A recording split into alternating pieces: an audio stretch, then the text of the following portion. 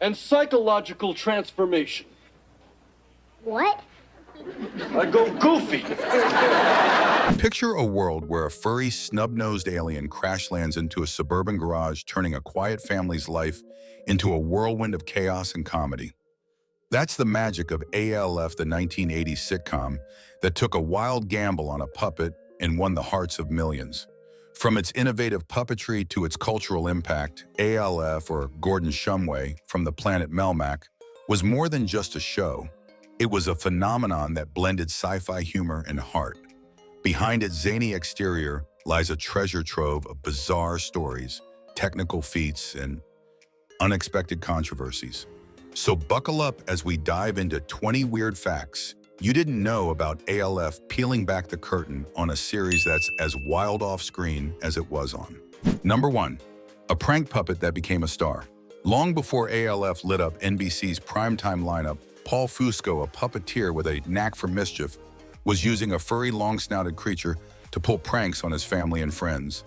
In the early 1980s, Fusco crafted the puppet that would become ALF, entertaining loved ones with its sharp wit and quirky personality.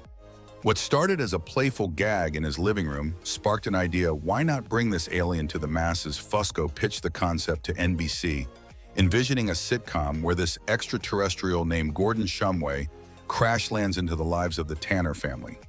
The network saw potential in the oddball premise, and ALF was born.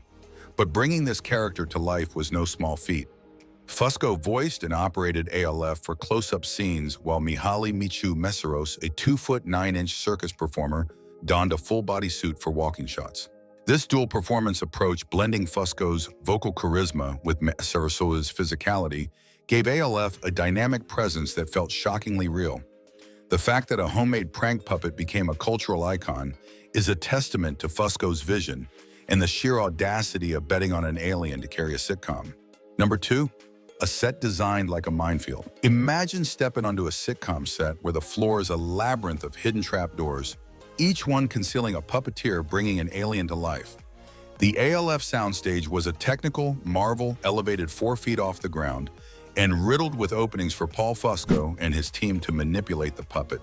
Actors like Max Wright, Willie Tanner, and Schedeen, Kate Tanner had to memorize the trapdoors' locations to avoid tripping, turning every scene into a high-wire act.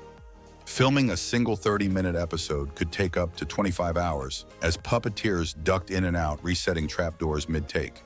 The set's complexity wasn't just a logistical nightmare, it fueled tension among the cast, who found the grueling schedule exhausting.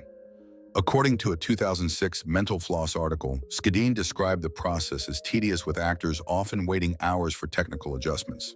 Yet this chaotic setup was the backbone of ALF's magic, creating the seamless illusion that a puppet was a living, breathing member of the Tanner household, even if it came at the cost of frayed nerves and bruised shins. Number 3.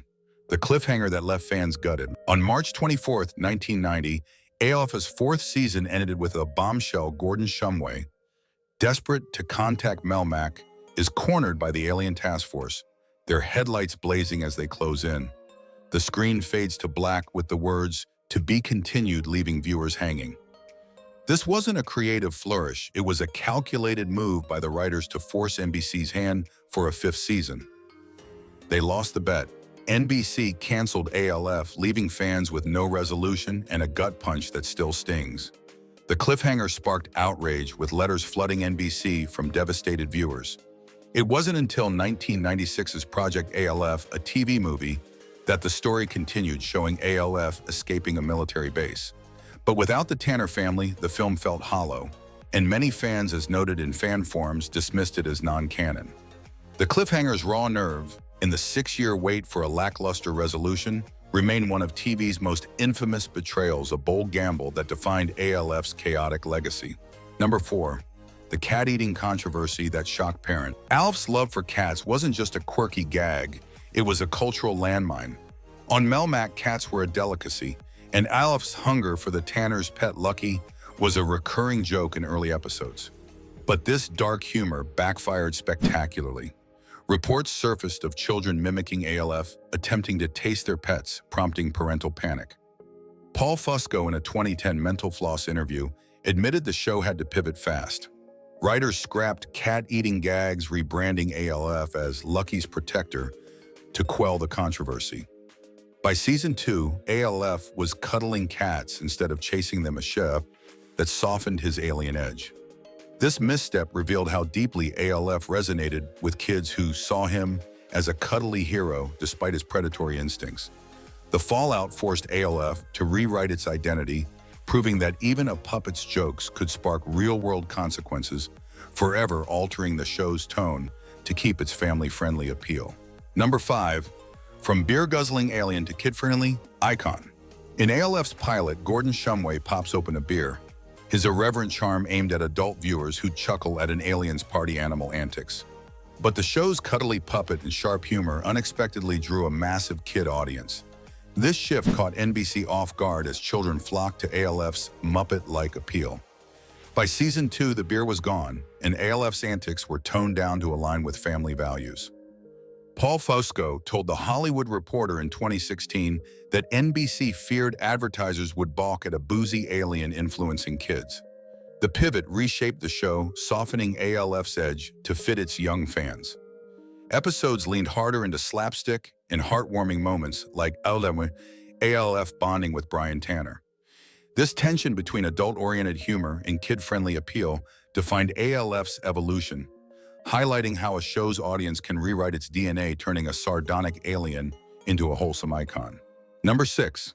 A puppet that stole the spotlight. The Tanner family, Max Wright, Schedeen, Andrea, Elson, and Benji Gregory brought warmth to ALF, but they were perpetually overshadowed by a puppet. ALF's sharp one-liners and larger-than-life presence dominated every scene, leaving the human cast in the background. Max Wright, a respected theater actor, was reportedly furious with IMDb, quoting him, shouting, "Put us all on sticks. We're all puppets," during a heated moment in season 4. The 18-hour rehearsals driven by the puppet's technical demands frayed nerves. Schedeen later called the experience grueling in a fan convention Q&A, noting how actors felt like supporting players in their own show. Yet fans adored the Tanners' dynamic, with ALF oblivious to the set's tension. This clash, human egos versus a puppet's star power, is a bizarre chapter in ALF's story, revealing the cost of creating a sitcom where an alien stole the show. Number 7. Germany's ALF mania. Across the ocean, ALF wasn't just a hit, it was a cultural tsunami in Germany.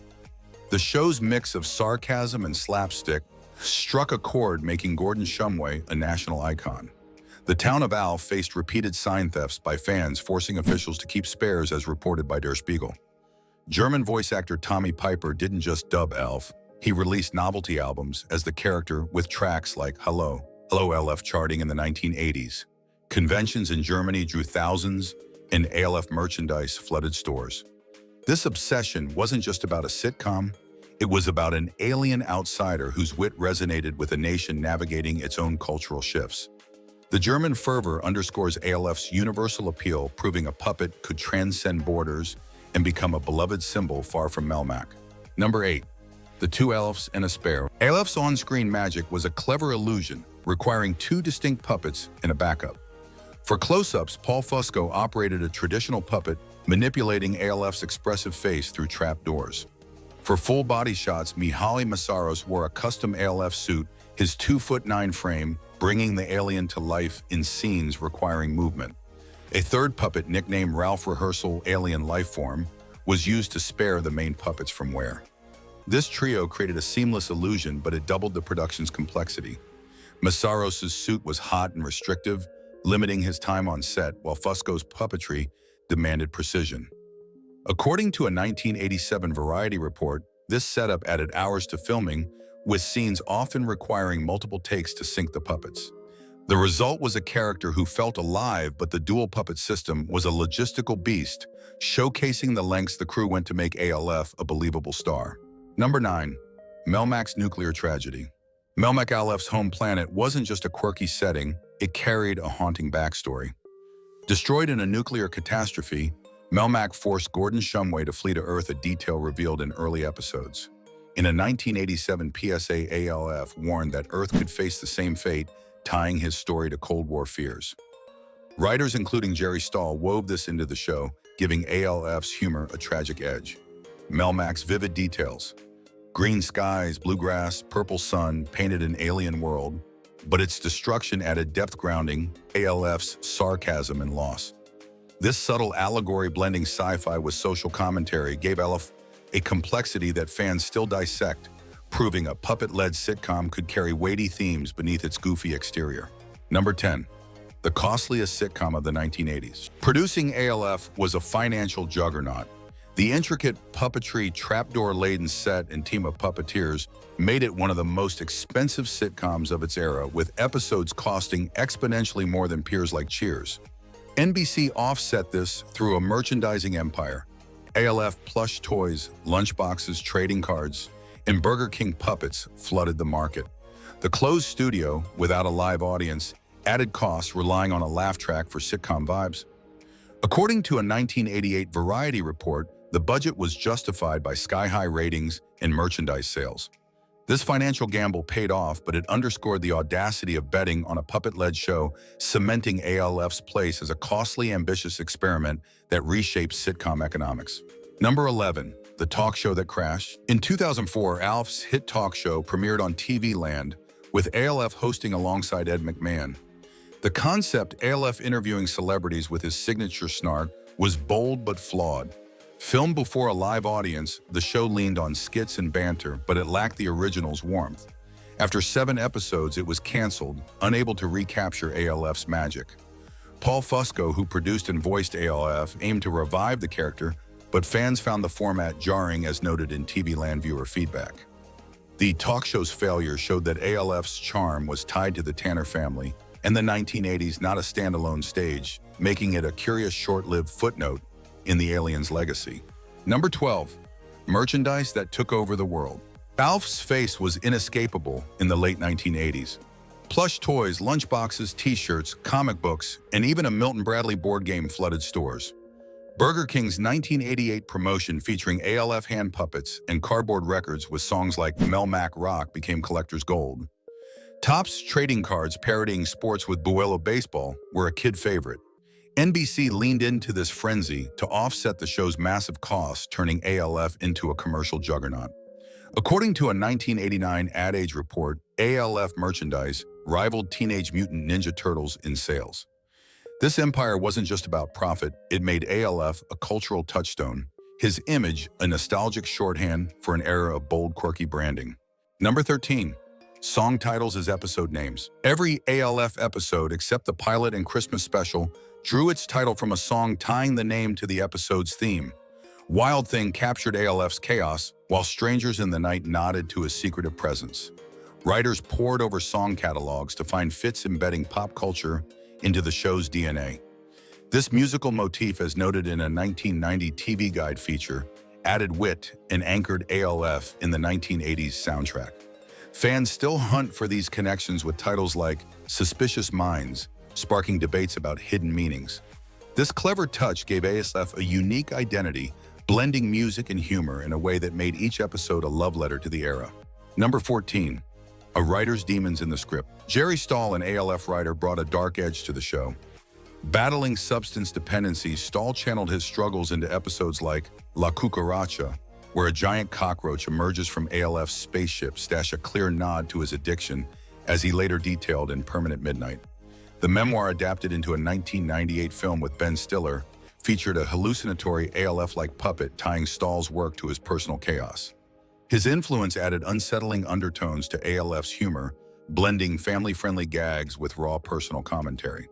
This complexity, often overlooked, shows how ALF's writers could infuse a puppet-led sitcom with real-world weight, making it a layered artifact of its time. Number 15. Animated spinoffs that expanded Melmac. NBC capitalized on ALF's popularity with 2 animated spinoffs, ALF the Animated Series and ALF Tales. The former, a prequel set on Melmac, explored Gordon Shumway's life before Earth, introducing characters like his sister Augie and friend Skip. ALF Tales reimagined ALF in fairy tales like Robin Hood with a Melmacian twist. Airing on Saturday mornings from 1987 to 1989, these shows targeted kids leaning into ALF's cartoonish appeal. They expanded Melmac's lore, green skies, orbital belts, and all while keeping the humor accessible. Though less edgy than the sitcom, the spinoffs, as noted in a 1988 Animation magazine review, showed ALF's versatility, proving he could thrive beyond the Tanners, even if they never matched the original's cultural heft. Number 16. Breaking ground with Dolby Surround. ALF wasn't just a visual marvel, it pioneered audio innovation. The first sitcom to use Dolby Surround sound, it immersed viewers in a cinematic soundscape starting in 1986. This technical feat, now standard, enhanced ALF's antics. Every crash, quip, and cat chase hit harder. According to a 1987 Sound and Vision article, the choice reflected ALF's ambition to stand out in a crowded sitcom field. The richer audio gave the show a big-budget feel, aligning with its sci-fi roots. This trailblazing move, often overlooked, cemented ALF's place as a technical innovator, blending cutting-edge sound with puppet-driven chaos to create a sensory experience light years ahead of its peers. Number 17. The reboot that never took off. In 2018, Warner Brothers announced an ALF reboot with Paul Fusco attached, sparking hope among fans. The plan blended puppetry with CGI to bring Gordon Shumway to a new generation. But by 2018, the project was dead canceled amid creative and logistical hurdles. A Deadline report cited challenges in updating ALF's humor for modern audiences. Would he still chase cats or crack dated jokes? The reboot's collapse wasn't shocking. ALF's magic was rooted in the 1980s quirky vibe. Still, the brief excitement stirred nostalgia, reminding fans how deeply ALF's irreverence resonated. The failed reboot is a bittersweet footnote, highlighting the challenge of reviving a puppet whose charm was tied to a specific era. Number 18. 8 Stomachs, Endless Hunger. Gordon Shumway's insatiable appetite was no mere gag. It was alien biology. With 8 stomachs, a Melmatian trait revealed in Season 1, ALF's constant snacking and cat chasing made sci-fi sense. This detail justified his food obsession, from devouring sandwiches to eyeing Lucky. Writers used it to ground his quirks, making his gluttony a defining trait. In a 1987 episode, ALF's stomachs rumble audibly, prompting a Tanner family quip about his internal orchestra. Fans still cite this as a favorite detail, tying ALF's humor to his otherworldly origins. It was a clever way to make a puppet's exaggerated hunger feel authentic, cementing his place as TV's hungriest alien. Number 19. Cameos that kept ALF alive. ALF didn't fade after cancellation. He popped up everywhere. From Matlock to Blossom, Hollywood Squares, to young Sheldon, Gordon Shumway's guest spots kept his legacy alive. He starred in 1-800-COLLECT and 10-10-220 commercials, his snark intact. These cameos, detailed in a 2000 Entertainment Weekly retrospective, showed ALF's versatility, blending his humor with other shows' vibes. Each appearance reinforced his status as a pop culture mascot, proving that even after NBC's Axe, ALF could crash land into the spotlight, keeping fans nostalgic for his Melmatian mischief. Number 20. Project ALF's hollow closure. Project ALF, the 1996 TV movie, promised closure after the 1990 cliffhanger. Starring Martin Sheen, it followed ALF escaping a military base, dodging a scientist's plan to expose him. But without the Tanners, Max Wright and Schedeen, and the rest, the film lacked heart. Fans, as noted in Mental Floss, rejected it as non-canon, frustrated by the missing cast and tonal shift. The movie's plot felt disconnected, trading sitcom warmth for a generic sci-fi caper. Paul Fusco pushed for the project, but its failure showed the Tanners' vital role in ALF's magic, leaving Project ALF as a flawed epilogue to a beloved series. From a prank puppet to a global icon, ALF's journey is a wild ride through the 1980s boldest sitcom experiment. Its blend of technical wizardry, cultural impact, and behind-the-scenes chaos makes it a show like no other. Whether it was the trapdoor-laden set, the heartbreaking cliffhanger, or the merchandising empire, ALF left an indelible mark, proving a puppet could outshine its human co-stars and capture hearts worldwide. These 20 facts peel back the layers of a series that was as messy as it was magical, reminding us why Gordon Shumway remains a beloved outsider. If you love diving into ALF's weird world, hit that subscribe button for more cinematic deep dives. Stay curious and keep exploring the stories behind the screen.